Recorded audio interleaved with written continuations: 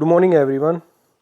आज हम twelfth class की जो यूनिट 6 है ऑप्टिक्स वो स्टार्ट करने जा रहे हैं। कुछ एक पोर्शन तो हमने कर भी लिया था बट फिर भी हम अगेन दोबारा से स्टार्टिंग से स्टार्ट कर रहे हैं। तो जो फर्स्ट पार्ट है यूनिट 6 ऑप्टिक्स का वो है रिफ्लेक्शन ऑफ लाइट। तो सबसे पहले हम जो यूनिट है हमारी ऑप्टिक्स उसके बारे में समझेंगे कि व्हाट इज ऑप्टिक्स, ऑप्टिक्स क्या है। आपने जो 11th क्लास की फर्स्ट यूनिट है वहाँ भी देखा होगा, ऑप्टिक्स के बारे में कुछ थोड़ा बहुत पढ़ा होगा। यहाँ भी मैं आपको बता देता हूँ कि ऑप्टिक्स क्या है। ऑप्टिक्स ब्रांच फिजिक्स की वो ब्रांच है जिसके अंदर हम लाइट के जितने भी फिनोमिनाज हैं वो सारे के सारे स्टडी करते हैं। यानी कि optics is a branch of physics in which we deals with the phenomenas of the light. यानी कि उसके अंदर रिफ्लेक्शन हो गया, रिफ्रैक्शन हो गया। यानी कि ऑप्टिक्स के दो पार्ट होते हैं, एक होता है रे ऑप्टिक्स और एक होता है वेव ऑप्टिक्स। तो हम यहाँ रे ऑप्टिक्स से कंटिन्यू कर रहे हैं। जो फर्स्ट पार्ट है रे ऑप्टिक्स का वो है रिफ्लेक्शन ऑफ लाइट। तो लाइट क्या होती है? लाइट बेसिकली एक इलेक्ट्रोमैग्नेटिक वेव होती है जो हमारे आईज के अंदर सेंसेशन प्रोवाइड करती है, सेंसेशन ऑफ विजन प्रोवाइड करती है। यानी कि देखो, the visible part of electromagnetic spectrum consist of various colours of wavelength, जिसकी रेंज होती है 400 nanometre to 760 nanometre, is called light.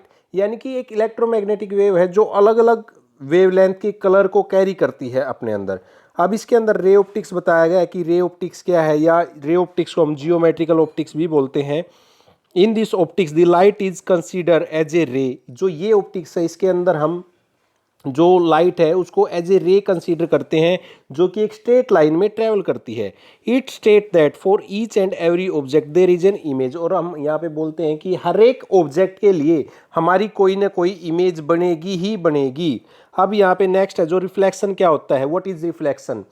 Reflection is basically nothing but when a ray comes and strike any reflecting surface and then goes same medium without changing their medium, it's change their path। यानी कि जब भी कोई रे आती है और एक रिफ्लेक्टिंग सरफेस से स्ट्राइक करती है तो वो अपना पाथ चेंज कर लेती है बट अपना मीडियम वो चेंज नहीं करती है। इसी को हम बोलते हैं रिफ्लेक्शन ऑफ लाइट या रिफ्लेक्शन। सेम चीज़ें हैं, रिफ्लेक्शन ऑफ लाइट और रिफ्लेक्शन दोनों सेम ही होती हैं। अब इसके कुछ एक लाज होते हैं जिसको हम बोलते हैं लाज ऑफ रिफ्लेक्शन। वो क्या है? यहाँ पे दो लॉ है रिफ्लेक्शन के। वो क्या क्या है ये देखिए। आपने जैसे ये डायग्राम आपको दिखाई दे रहा है, इसमें हमने एक मिरर कंसीडर किया है। जो हमारे पास क्या है, एक रिफ्लेक्टिंग सरफेस है, ठीक है, और इस पे एक रे आ रही है जो क्या है, हमारी इंसिडेंट रे है, ठीक है,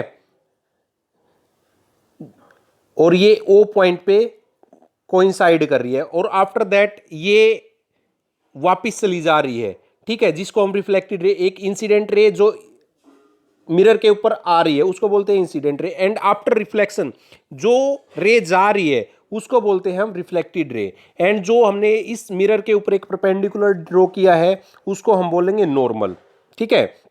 अब जो इंसिडेंट रे इस नॉर्मल के साथ जो डॉटेड लाइन आपको दिख रही है ये यहाँ पे नॉर्मल कंसीडर किया हमने, ठीक है, और ये तीनों के तीनों ओ पॉइंट के ऊपर कोइंसाइड कर रहे हैं, राइट। एंड अब क्या है, जो नॉर्मल है वो या जो इंसिडेंट रे है वो नॉर्मल के साथ एक एंगल बना रही है जिसको हम मेंशन कर रहे हैं एंगल आई। इसको हम बोलते हैं एंगल ऑफ इंसिडेंस, ठीक है। और जो हमारी रिफ्लेक्टेड रे है वो नॉर्मल के साथ एंगल आर बना रही है जिसको हम बोलते हैं रिफ्लेक्टेड एंगल, ठीक है। यानी कि जो एंगल आई है वो है इंसिडेंस एंगल और जो एंगल आर है वो क्या है, रिफ्लेक्टेड एंगल है। जो फर्स्ट लॉ है रिफ्लेक्शन का वो क्या बोलता है, वो बोलता है कि angle of incidence I equal to angle of reflection, यानी कि angle I equal to angle R. हर केस में जो फर्स्ट लॉ है रिफ्लेक्शन का वो बोलता है कि जो एंगल ऑफ इंसिडेंस आई है वो हर केस में एंगल ऑफ रिफ्लेक्शन के इक्वल होगा ही होगा, ठीक है। अब नेक्स्ट है जो सेकंड लॉ है रिफ्लेक्शन का, वो क्या बोलता है, जो हमारी ये इंसिडेंट रे है और जो रिफ्लेक्टेड रे है और जो हमने नॉर्मल ड्रॉ किया है वो सारे के सारे हमारे एक ही पॉइंट के ऊपर क्या करेंगे, कोइंसाइड करेंगे, राइट। मैंने अभी यहाँ पे देखो आपको डायग्राम में दिख भी रहा होगा कि ओ पॉइंट हमने माना और यहाँ पे इंसिडेंट रे भी है और नॉर्मल रे भी और रिफ्लेक्टेड रे भी है। ये तीनों के तीनों क्या कर रहे हैं, एक ही पॉइंट के ऊपर कोइंसाइड कर रहे हैं, राइट।